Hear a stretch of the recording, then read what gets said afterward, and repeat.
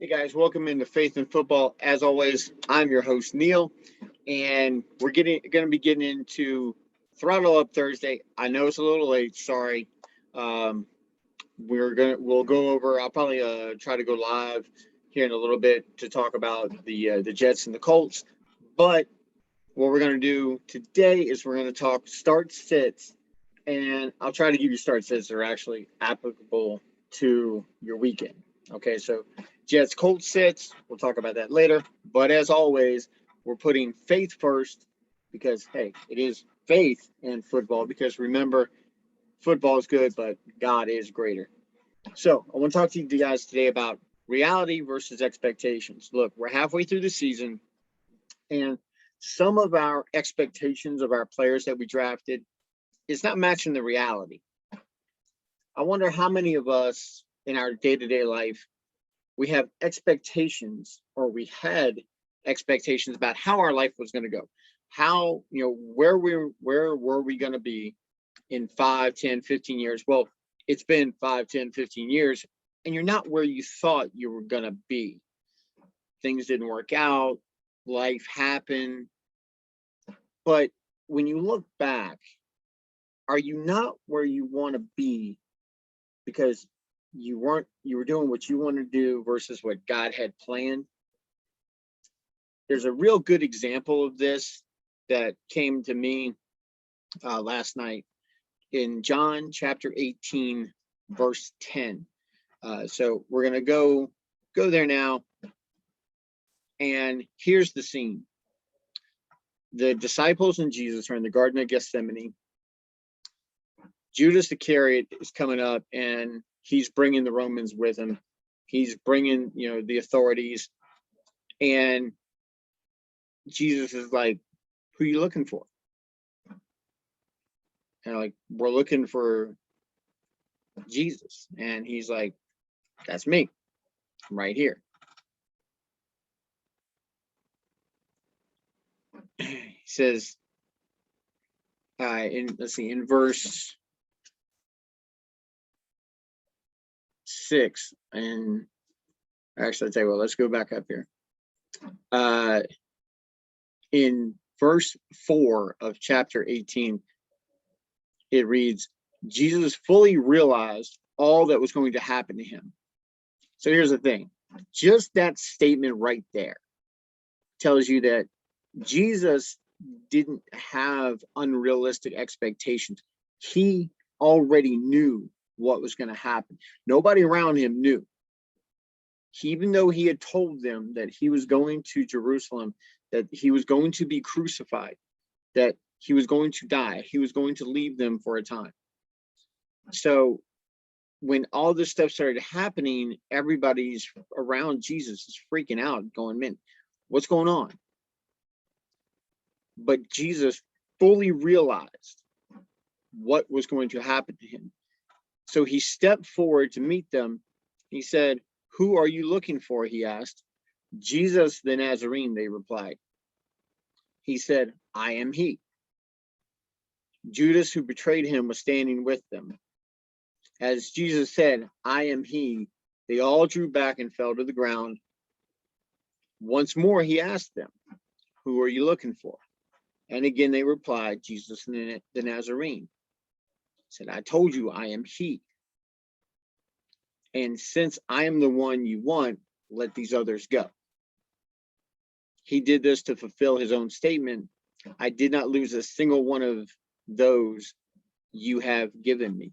See, God had already picked out the people, the disciples that were going to follow Jesus.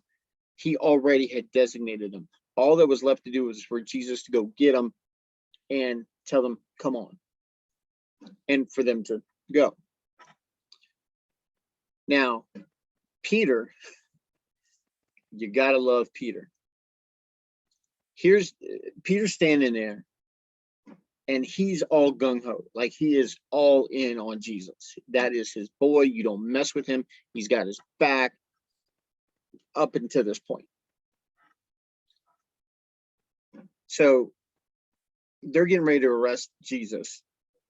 And Simon Peter, he drew a sword, and this is how it reads in verse 10. It says, then Simon Peter drew a sword and slashed off the right ear of Malchus, the high priest's slave. So one of the guys who's coming to arrest Jesus gets his ear cut off. And Jesus looks at Peter and in verse 11 says, but Jesus said to Peter, put your sword back into its sheath. Shall I not drink from the cup of suffering the Father has given me? See, here's the thing. We have expectations. Peter had an expectation. He didn't expect for this to happen. He wasn't prepared. He didn't realize what was going on. He didn't realize that this was the way to salvation for everyone. That Jesus had to go through this. He had to go through the series of events that were put into place and were happening right now. Peter wanted to stop it. He wanted to shut it down. He wanted to protect Jesus at all costs. But that wasn't the reality. The reality is that Jesus knew what was going to happen. He knew he was going to the cross. He knew that they were coming to arrest him. He was right where he was supposed to be. How many of us are right where we're supposed to be? How many of us are in the right place at the right time when Jesus is calling for us? See, there's a lot of times when, we look around at other people and we go, man, it'd be nice to have that. It'd be nice to have this. It'd be nice. That's great for them.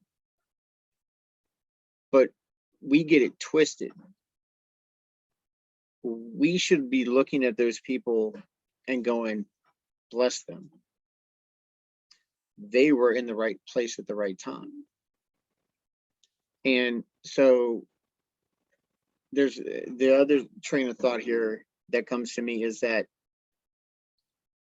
when we see people who have the things that we think we deserve, that we've suffered, or we've done good enough things, that we start looking at God and go, man, where's mine? What about me? Did you forget about me? That's not the reality. That's our perception. Okay. That's our expectation that if we do good, if we do what God wants us to do, that we'll get this. Well, here's the problem, is that sometimes the things that we think we deserve isn't what God had planned for us.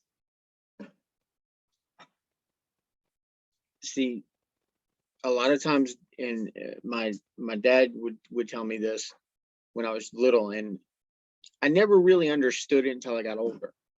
He said, if you don't take care of the things that you have, then God's not going to give you anything more. So you need to take care of what God has given you. Okay, what's God given you right now? Are you happy where you're at right now?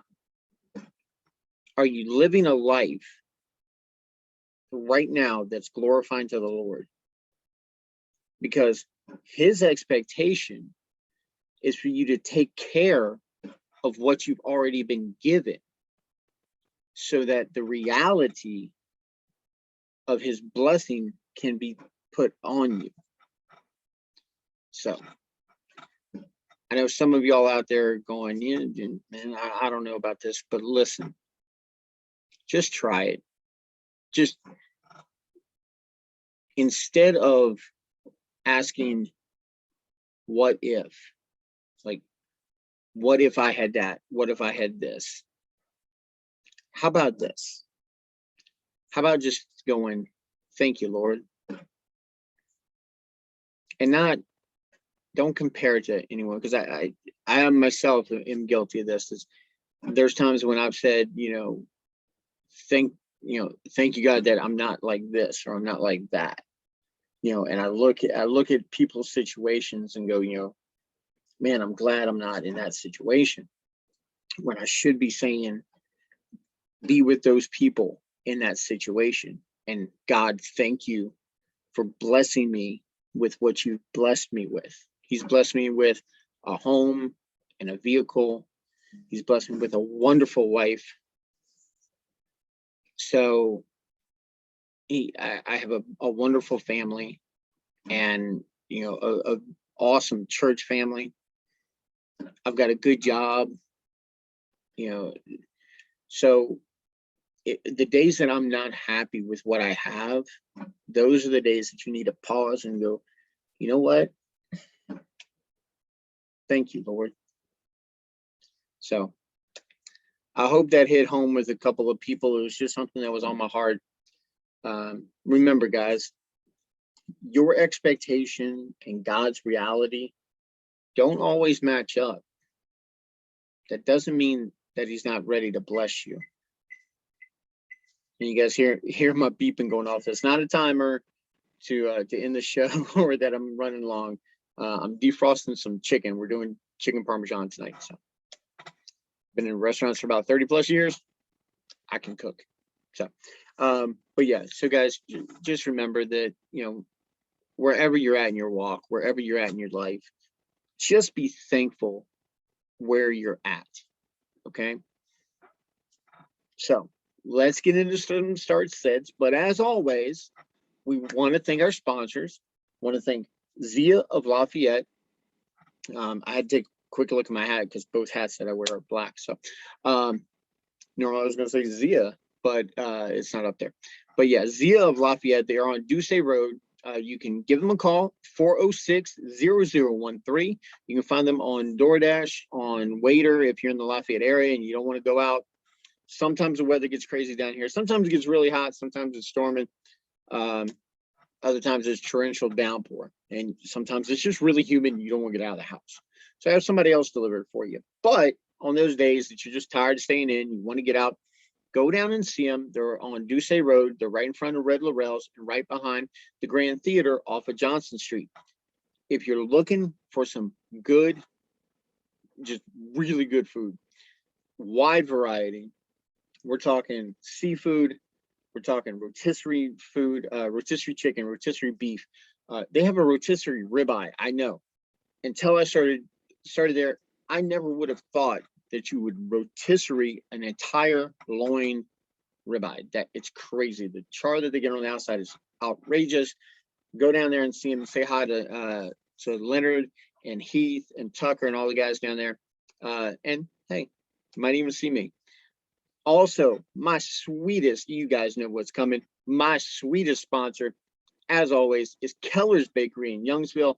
They're at 627 Lafayette Street off the Youngsville Highway.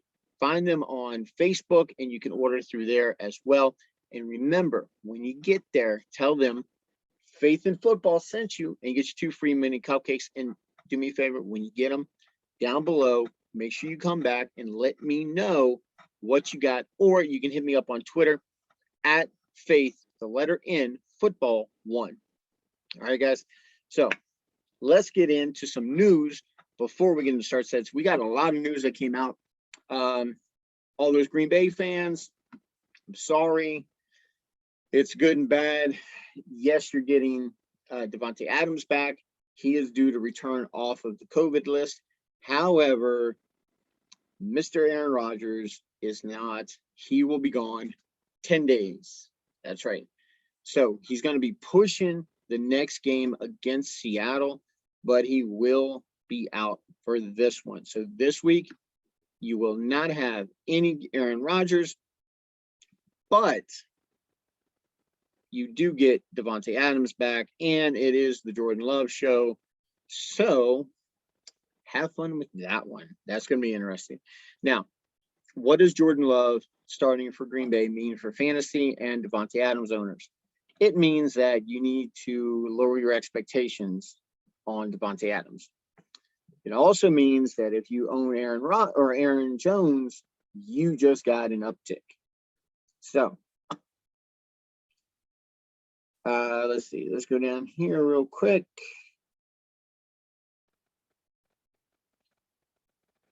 And we do have some good news. This is not all bad.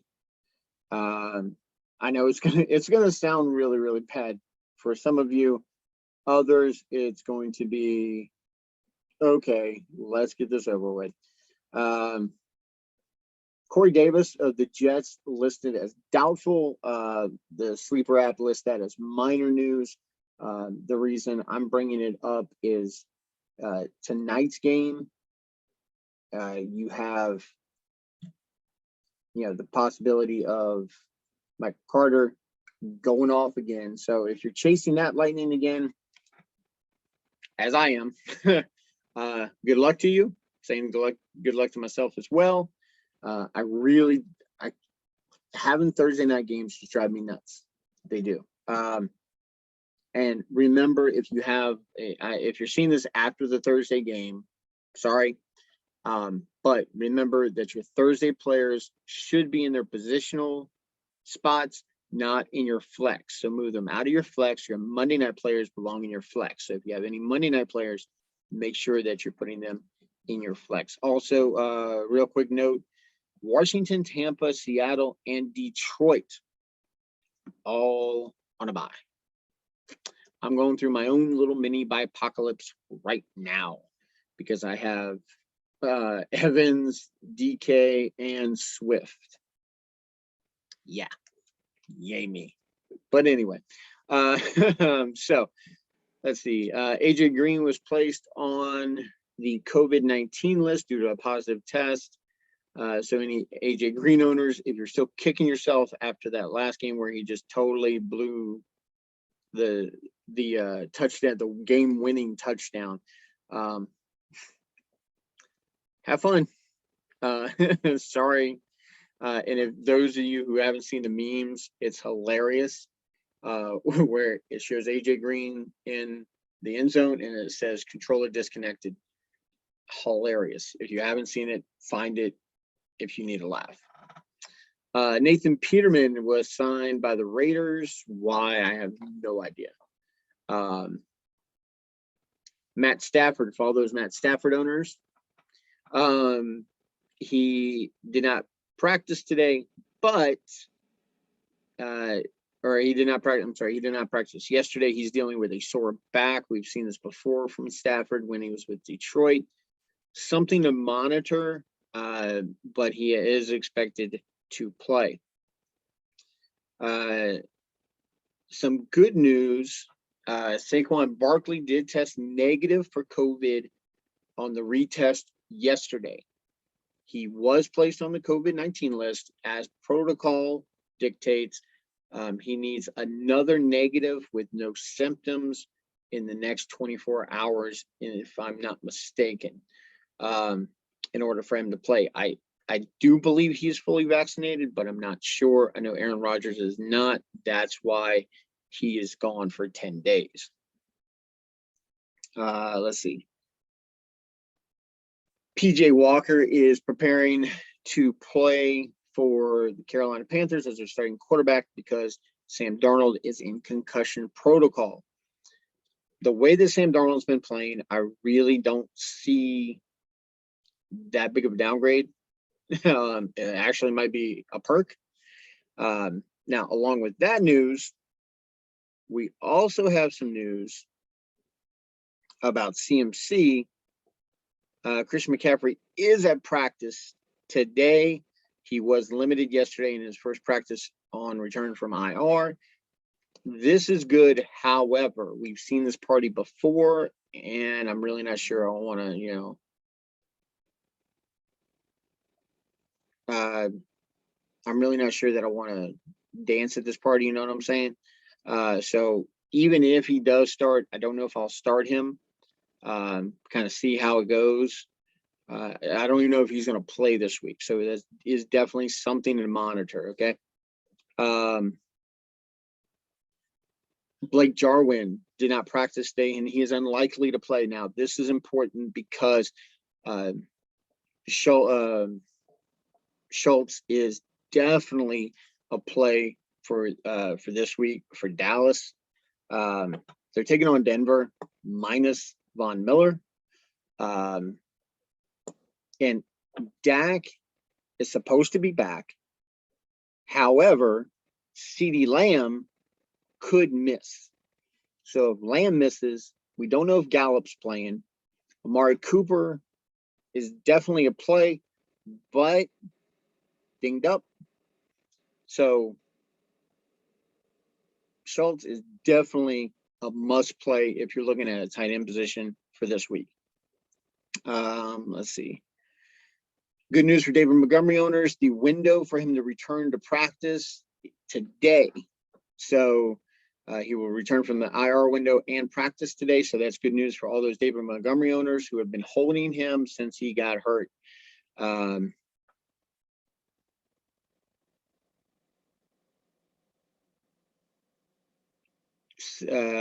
Barring ankle, good news, barring ankle, Saquon should play. So we're getting reports now that Saquon will be playing. So all of those who are holding, I know I'm holding a lot of hurt people. Saquon definitely going to play or should be playing. Deebo Samuel started on a stationary bike at practice. He's dealing with a calf issue. We've seen this before from Deebo, and he's played through it, and he's done really, really well. My only thing with this one is if you don't have Deebo, he's probably still on the waiver wire. Go get Brandon Ayuk. And I know. It's just like you almost get that little thing right in the back of your mouth that you just, I don't know. I just don't know. But Shanahan actually had good things to say about Brandon Ayuk last week at his press conference, which is a change from him taking jabs at him all season. Said that he, quote, played his butt off. So with that being said, if Deebo's a little dinged up or if something happens in game that he's unable to go, we all saw Brandon Ayuk last year when everybody went down. Yes, Kittle is supposed to come back, but the last time that I saw Kittle on the field, they really didn't use him that much. They used him in the run game, and that was it. James Robinson is dealing with a heel injury. He was not at practice today. Elijah Mitchell expected to practice on Thursday, but he's dealing with injury as well. Jalen Reagor of the Eagles back at practice on Thursday. What does this mean? This means that hopefully Jalen Hurts gets another target to throw to. However, that could mean a downturn for Devontae Smith, and also Zay Jones to presumably replace Henry Ruggs in week 9. Now, does that mean go out and sign him? No, because they're going to go to Waller because Waller is back. So Darren Waller should be back on the field as well. As I said before, CeeDee Lamb did not practice. Also, nor did Blake Jarwin. We talked about that. Or left tackle Tyron Smith. Now, that's important for the passing game simply because they can't have Dak on his back all the time. Outside of that, I could see where this is going to be a very run-heavy game. I don't see where they're not going to be able to win against Denver. However, on the Denver side of things, Jerry Jeudy's back. Yeah, Cortland Sutton. We really don't know. I'm having a brain cramp on the cornerback for Dallas, but the top cornerback for Dallas should be following Cortland Sutton. That's what I've heard, but I could also see a world where he just plays both of them all game long, and it's like, okay, whoever he's not following, that's who I'm going to target. So, I think Teddy B is totally capable, but that's me. So, let's get into start sets. Also, remember, Washington, Tampa, Seattle, and Detroit on a bye. So you're missing McLaurin, Gibson, McKissick, Ricky Steele, if you picked him up, you're missing all the Bucs receivers, Brady, Fournette, Tampa defense.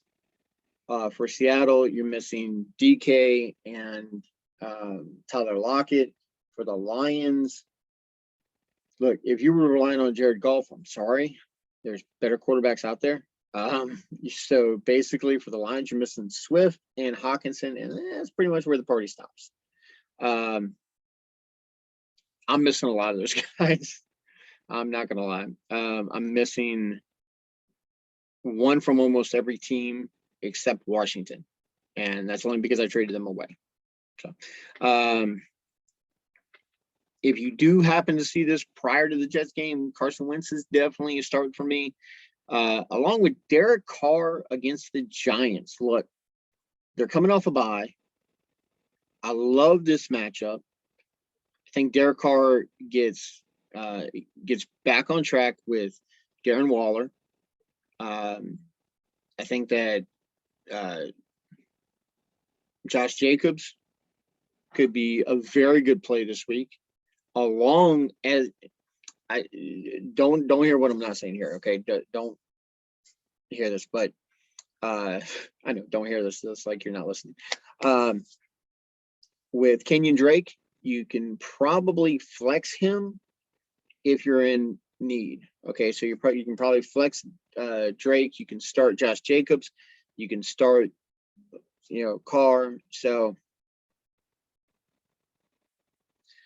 Sorry, I'm getting text message. I'm trying to work a deal here. So let me see if I can get this to go down. Let's see. Sorry guys, I got to take a little time because this is time sensitive.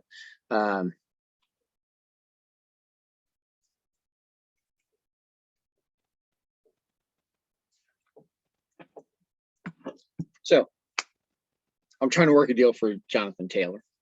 I'll let you guys know if it goes down here, we'll go to the share and you can do it with me. How about that? So anyway, CMC versus the Pats, question mark. Look, I would love to be able to start CMC. I really, really would. But the definite lock for me, one of the locks for me this week is Cordell Patterson versus New Orleans. Look, New Orleans is a good defense, but against the pass, not so much. Now, here's the thing. They've got a blueprint from last game where Carolina put Stephon Gilmore on Kyle Pitts. The whole game, shut him down. He got 3 points.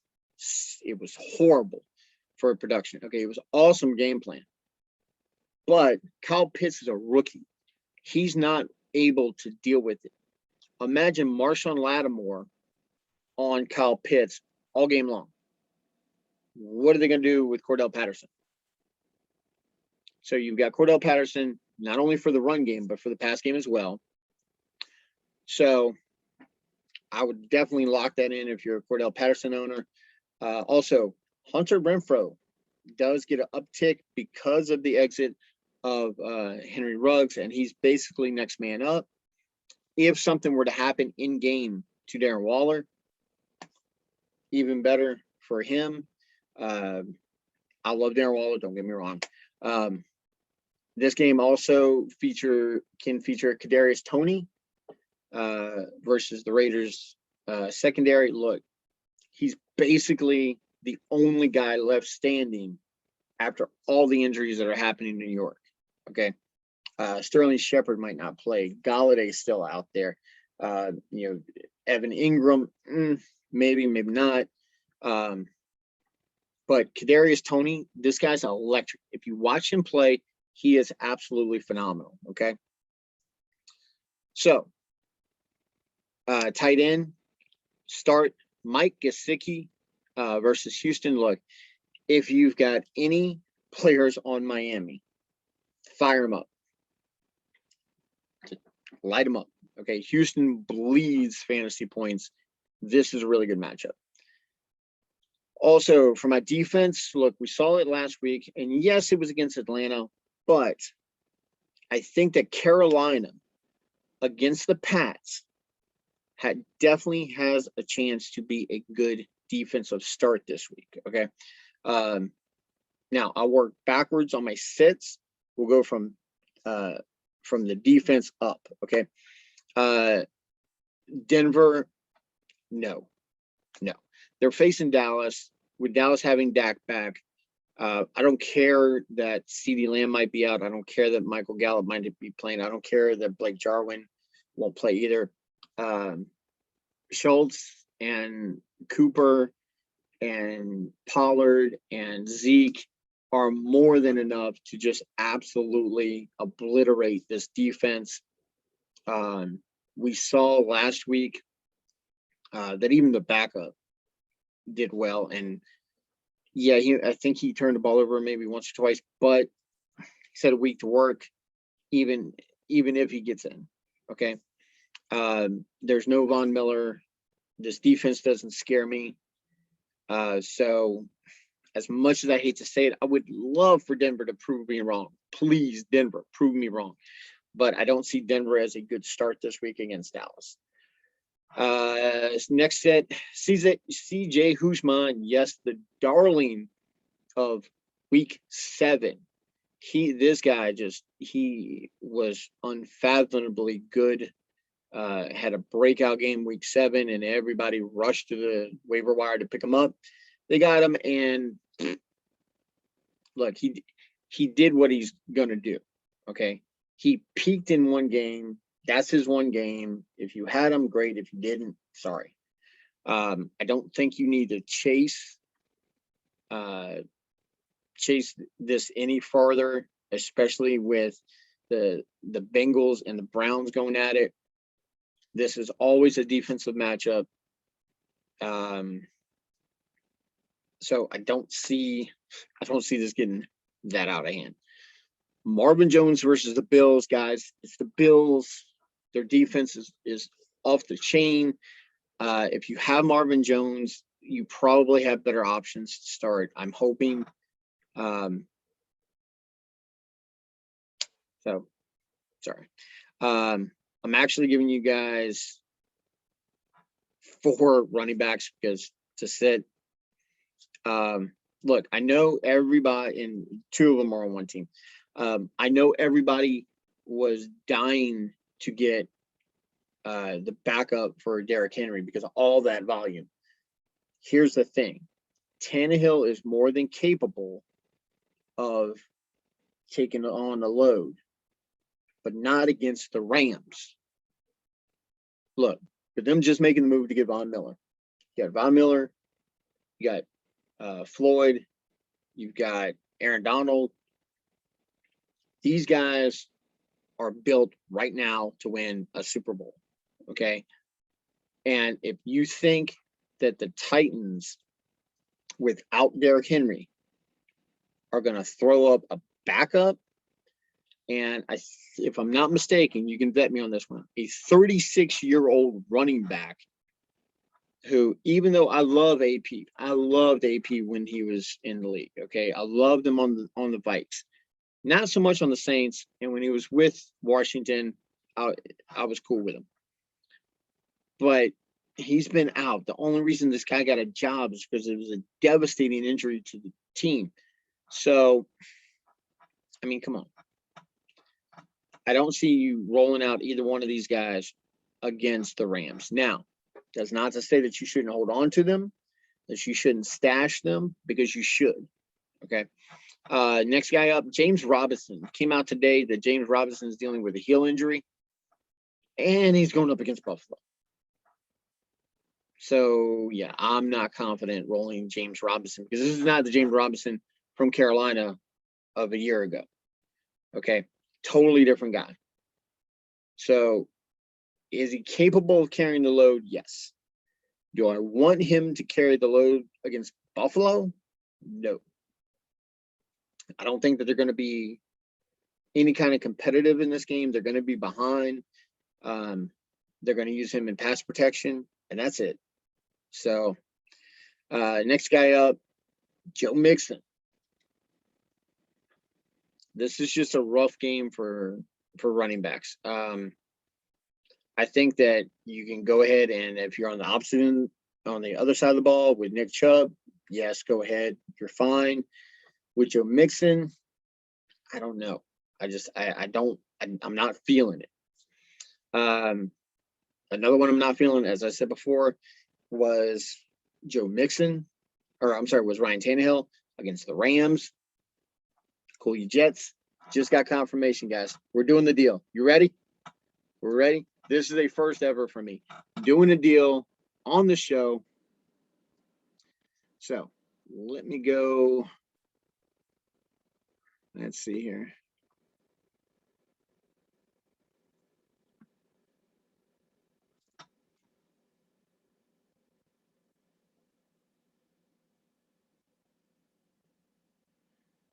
All righty. Now, when you guys see this deal, I'm going to explain what I'm doing, okay? I've been talking about trades last couple of shows, so we're going to walk through what's going to be a blockbuster trade for my league, okay? So let's go here. I am trading with Mr. Protein. Now, if we look at Protein, he's got Brady on a bye. He's got Lockett on a bye. He's got Moore, who it's kind of iffy right there. Okay, Thielen, okay, I'm cool with that. Then he's got San Fran as his defense. Down here, this is his lineup right now. His bench. Chuba Hubbard, who is basically going to get nothing whenever Christian McCaffrey gets back. T.Y. Hilton, who is forever injured. Robert Woods, who still has value, but he's a distant second to Cooper Kupp on his own team. Then you've got Russell Gage. Okay. Then he's got Antonio Brown, AB, on a bye. Robert Tonyan, done for the year. He should be off of his roster. Okay, so who am I going after? That's right. Mr. JT right here. Let's see. And now, you may ask, well, that's great. Who are you giving up? And some of you might just be, oh my God, I can't believe you're doing this. But calm down. It's okay. So I'm giving up Mike Williams. You're like, what? You're giving up Mike Williams? Yes, I'm giving up Mike Williams. Because here's the thing, is that I've got Evans and Metcalf. I'm good. Yes, they're on buys, but I'm cool. Okay. Come on down here. Let's see.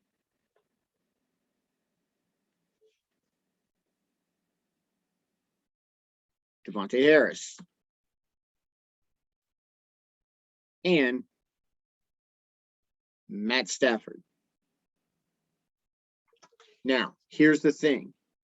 He's going to have to drop some guys. Yes, I'm giving it looks like I'm giving up a lot, but Jonathan Taylor for my team is definitely worth it, because look at the rest of my roster when this deal goes through. The rest of my roster will read as such.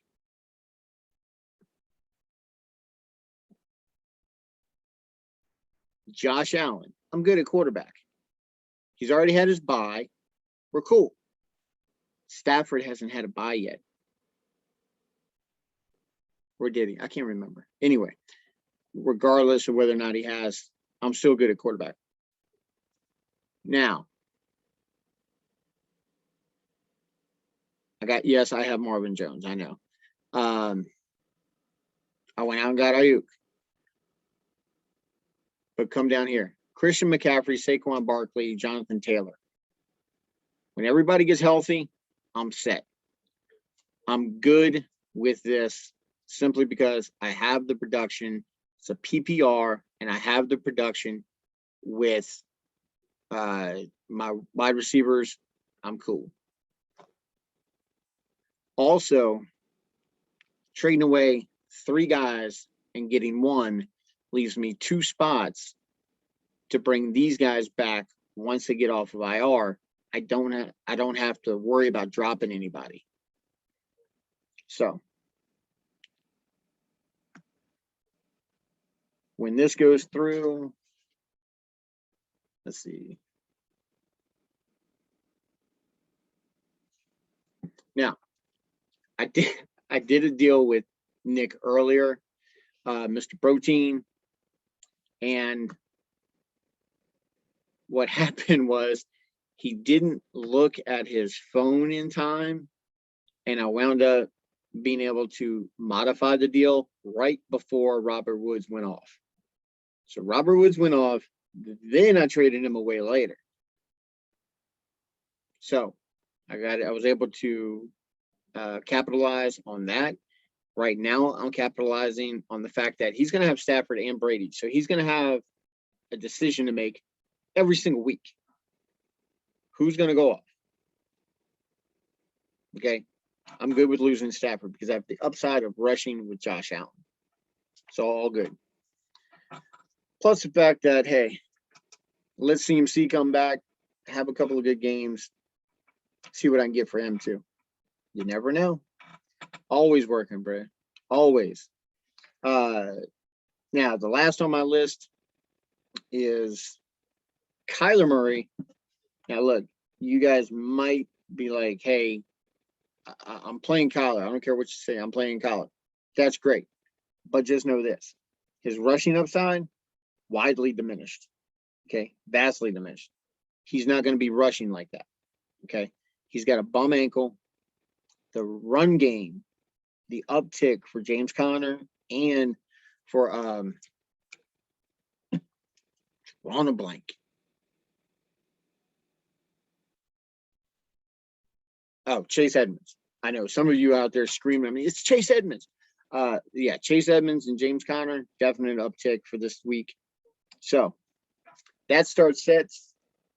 That is doing a deal with me in my league of record. Welcome to the inner circle, guys. Now remember, expectations and reality. I've got some expectations. Let's see how the reality works out with this trade. Guys, till next time, my name is Neil. Good luck this week. And I will be trying to go live. Maybe. We'll see if I go live prior to the game. I got some stuff to do around the house. So we'll see what happens. And we'll see if I go live on Sunday. So I was live Sunday this past week. Is my first one. Keep an eye out and make sure you subscribe. Down at the bottom, you find out when I go live. Okay. So click subscribe. Please like, share, subscribe, all that kind of good stuff. Smash that button, as they say. So, guys, y'all have a good one. God bless. Stay safe. And we'll see you next time on Faith in Football.